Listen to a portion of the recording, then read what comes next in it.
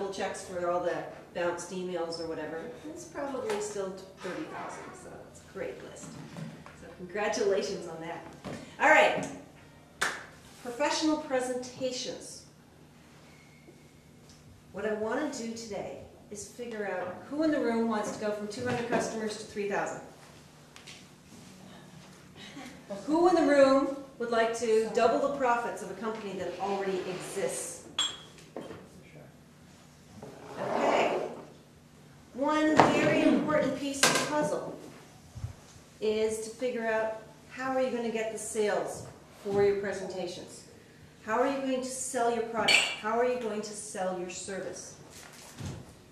At some point in the process, you need to interact with your customer. Whether it's on the phone, in person, in groups, or one-on-one, doesn't matter. You have to be ready. You have to do it right. And what are you going to do to be ready? So, number one.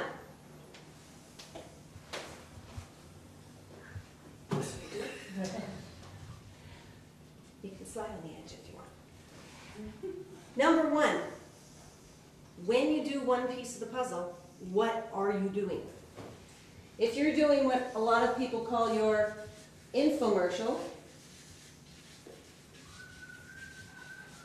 your 1-minute speech, you bumped into somebody at the hockey rink, doesn't matter where you are, and you get the chance, what do you do?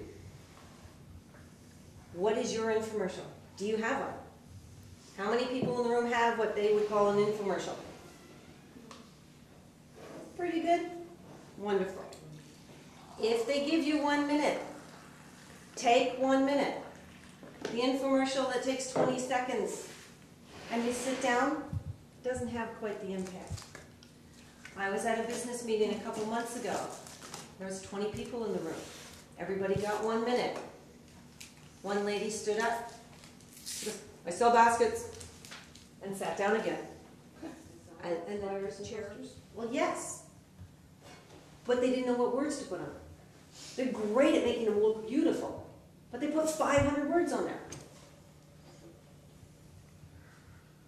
So I'm saying it's okay if you are a graphic designer to ask for help. One of my biggest customers is another business consultant. Different piece of the puzzle, very focused. He's been in business almost 7 years. He's stuck. It's a little hard to look at his business when he's sitting on the inside. He doesn't know what he's looking at. He can look at everybody else's, but he's having a hard time looking at his own. So stories is another way to get people to come down. Listening. When people come in to the room, find out what they're expecting.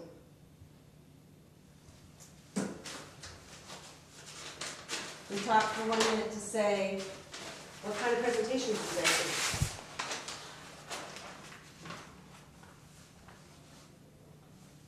Now I asked a question, but I'm listening to try and figure out, is everybody super shy and they can't stand up and do the 1 minute infomercial?